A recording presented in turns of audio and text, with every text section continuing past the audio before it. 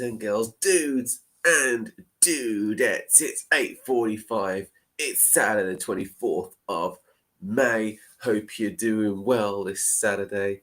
Hope you're having fun. Hope you're all prepared for Fantasy Premier League FPL tomorrow. Big one. There you go. Tomorrow. It's not today, so you don't have to worry about getting your team set this second or the next hour or two. No, we have a bit of time to work with. So without further ado, let me get you guys seeing what I can see and what's been going on in the wonderful world of fantasy. So we had game week 37 last Friday. It was on. Hope you didn't forget your team.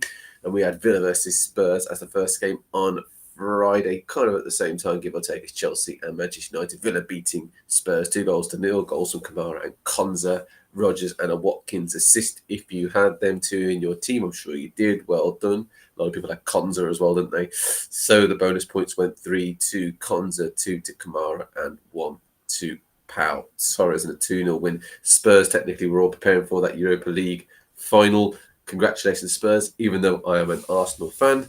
Fact of the matter is, you've got to congratulate teams to do well. English team winning the Europa League, the European League-ish, not the Champions League, technically speaking, but we won't poo-poo their victory. Well done, Spurs, for beating Manchester United 8-0 in that during the week.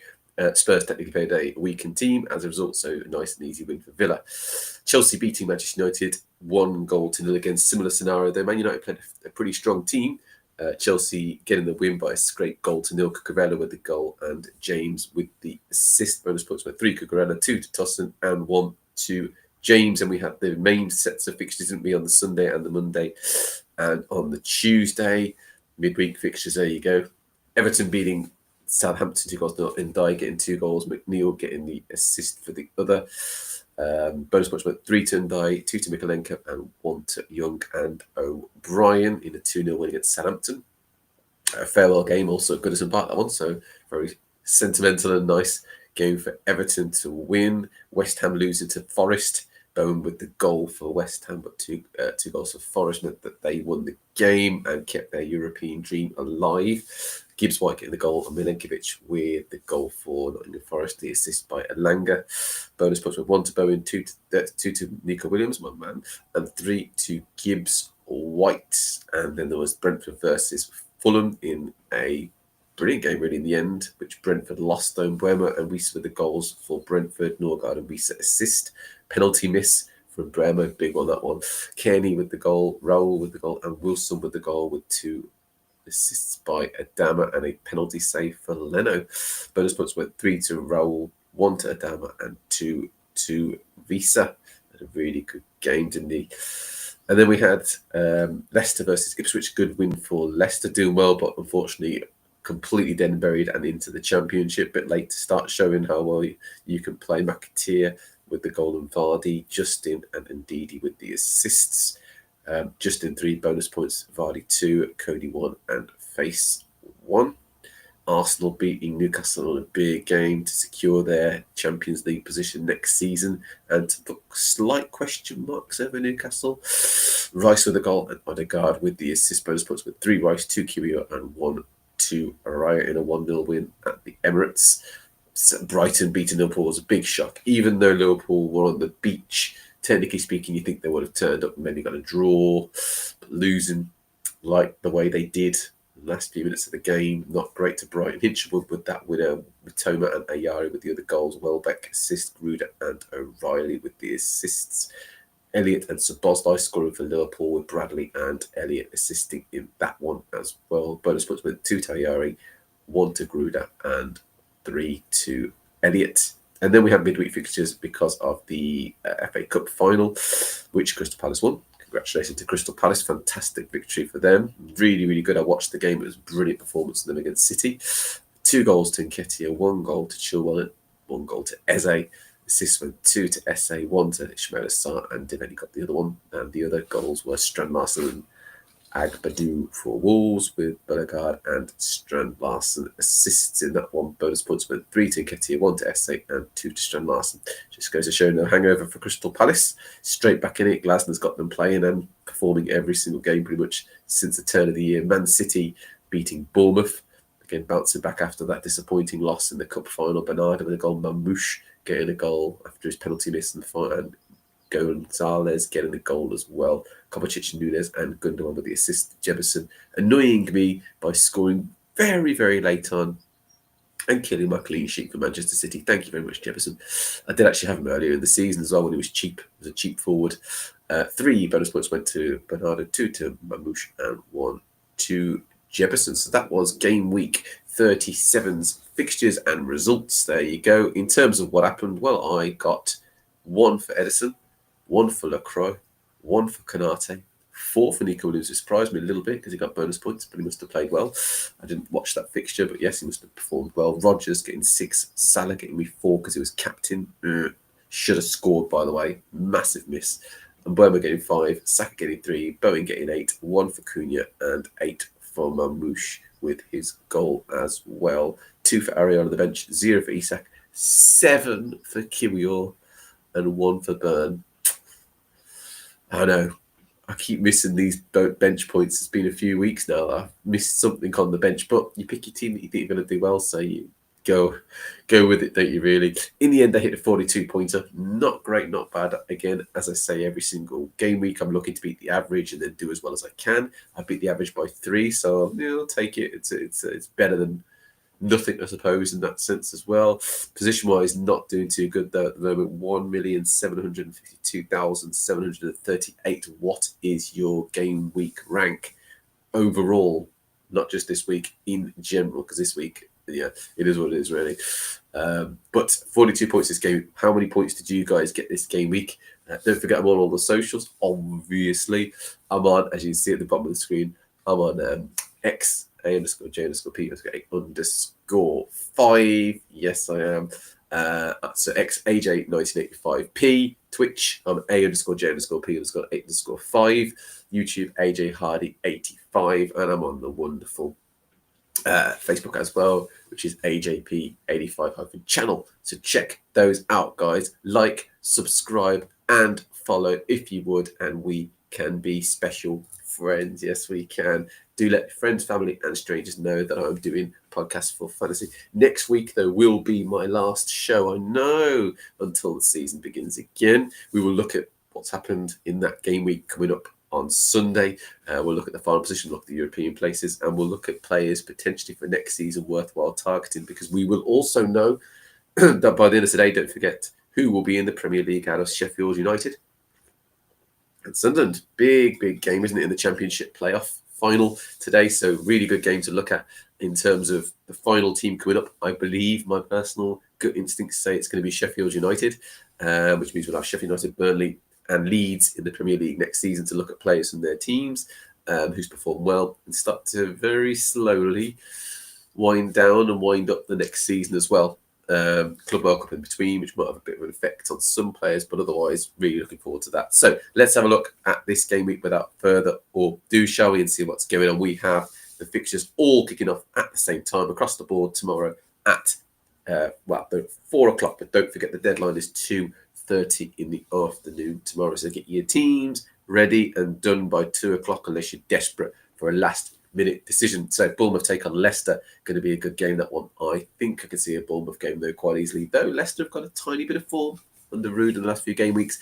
Bournemouth, I think, will win that one, probably 2-1, maybe 3-1. They'll really go for it, I think, tomorrow. Looking at Cliver and Ivan Nielsen's a man, I think, to watch in that game. Maybe Semenyo also on the wing. Fulham versus Manchester City, good game it's going to be. Do you know what? I can see a draw. I really can. I can see maybe a 1-1 draw in that game, maybe a 2-2. Iwobi is a man to watch, and Mowbray Rowell got a bit of form going on these two guys. Smith Rowe as well. Man City wise, Mamouche is the man to watch, and maybe Haaland. That's the two players also. Ipswich wise versus West Ham, losing.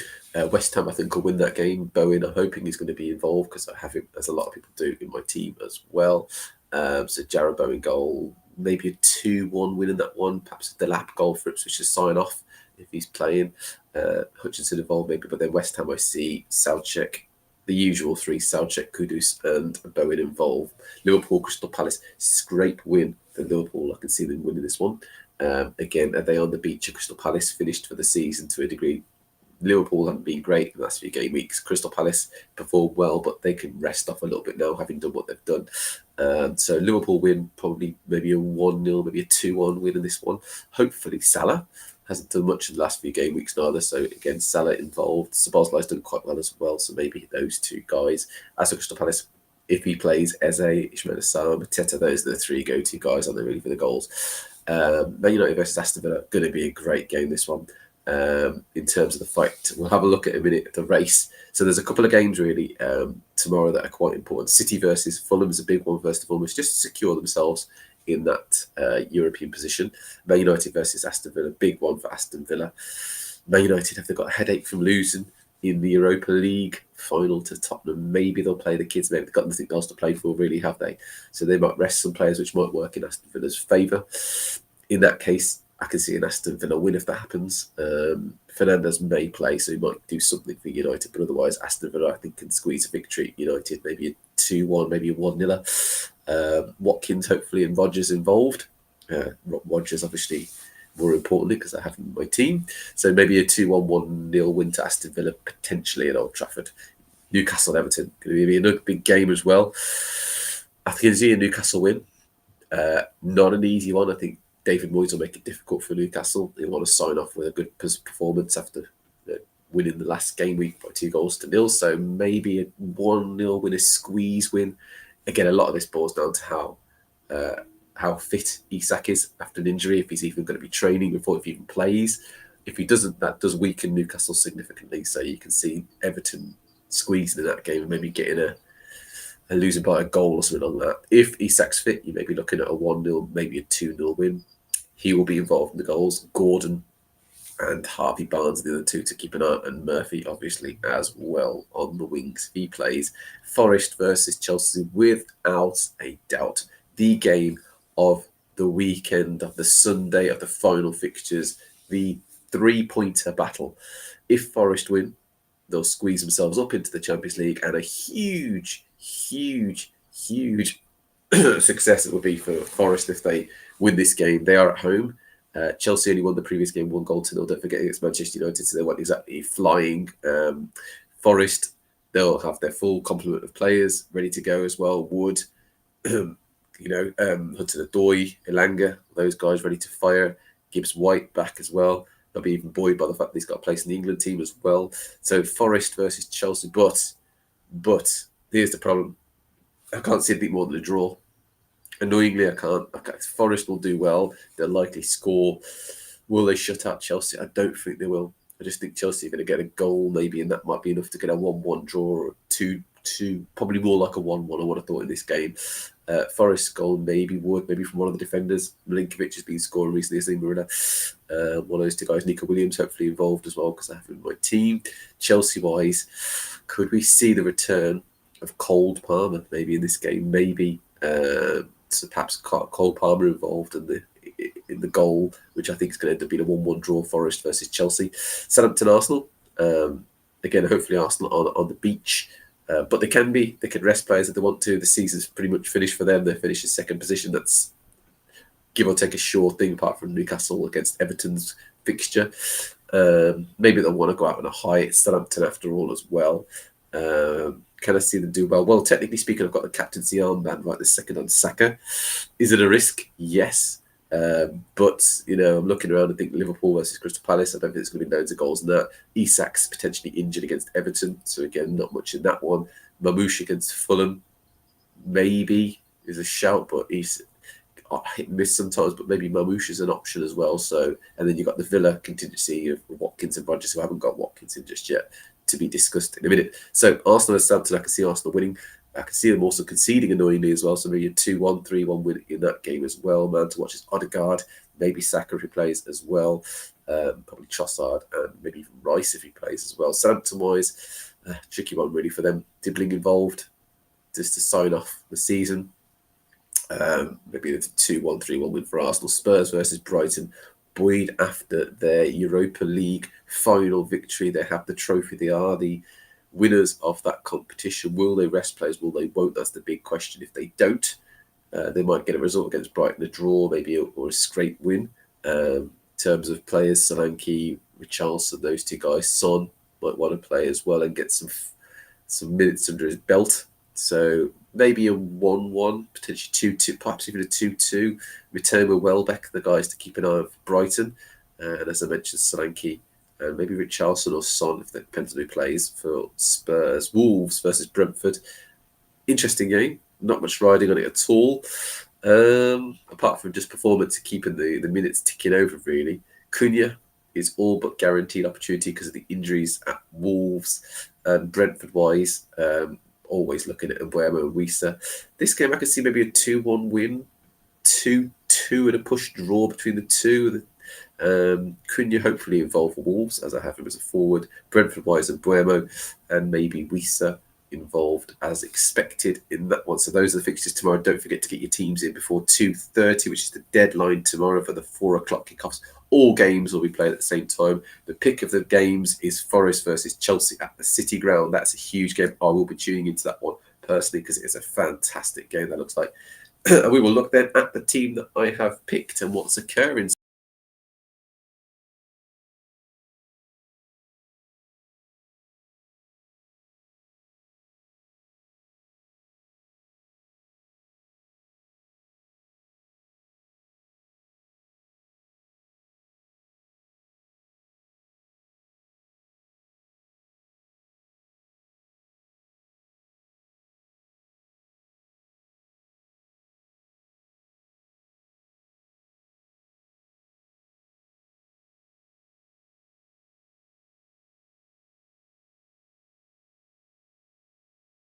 The substitutes, I am playing my final chip bench boost. I want to get as many points as I can out of this team. Now, in order to get the most amount of points, I have to have a full fielding set of players. Now, I can't control anyone apart from one player.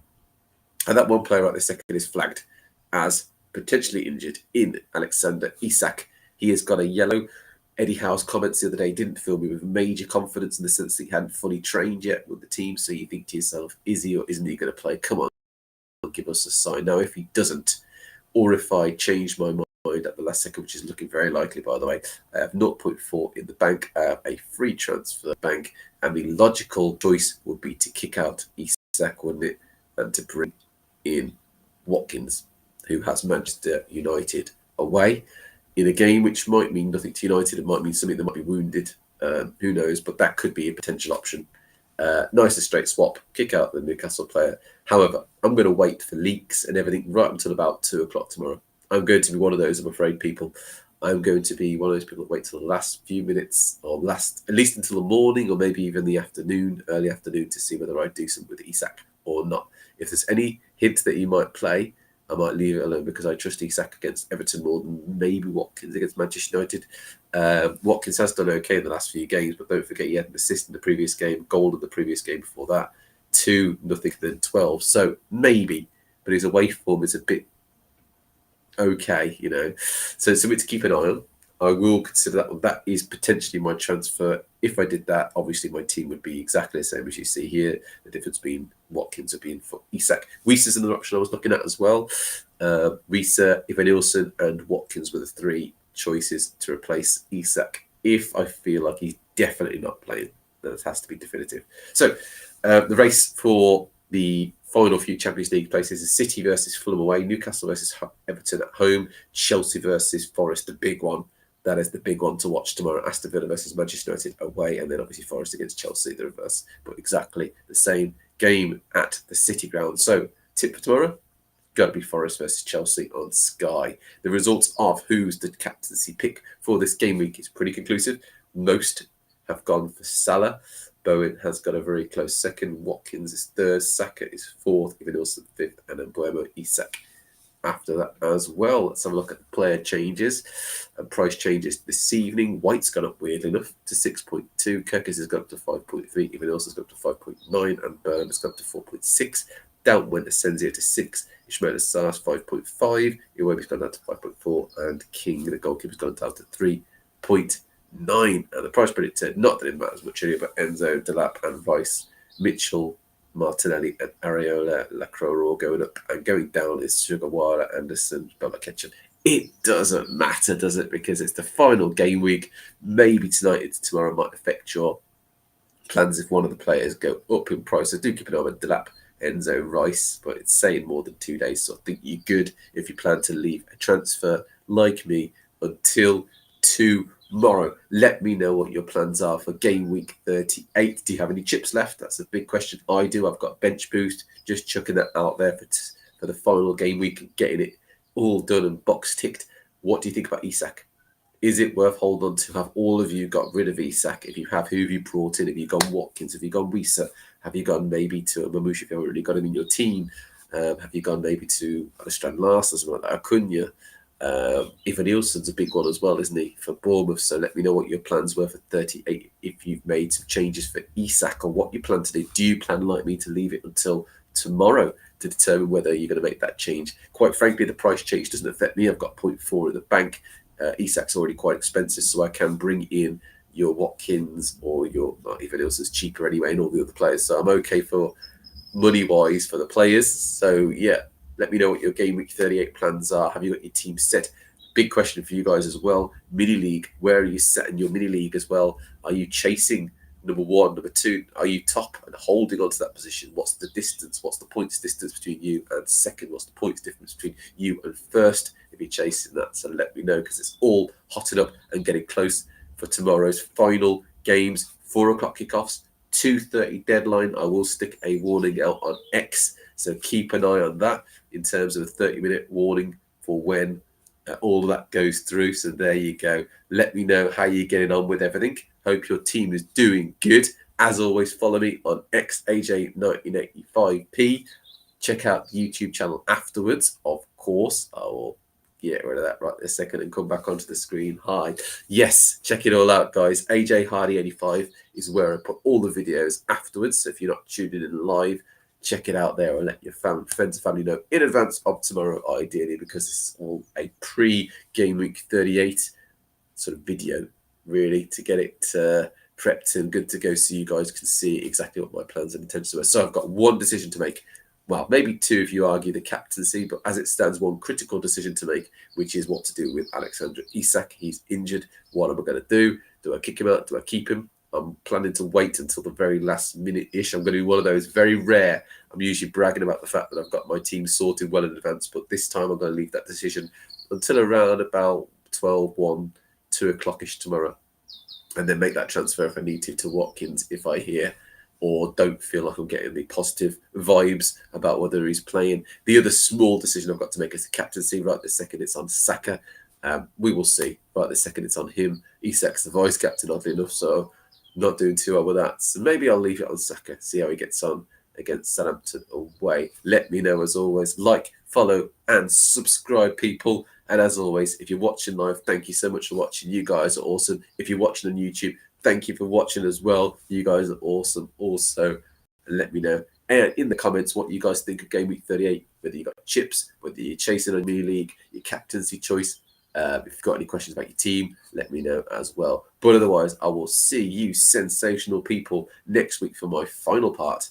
I know, final part to do with fantasy for this season. We'll talk about 38, Game Week 38, and we'll talk about players that are worthwhile looking at for next season. Almost shaping the team ready. Let's get that template sorted early, shall we? Otherwise, take care of yourselves. Hope you have a great rest of your weekend, a great Saturday as well, and I'll see you soon.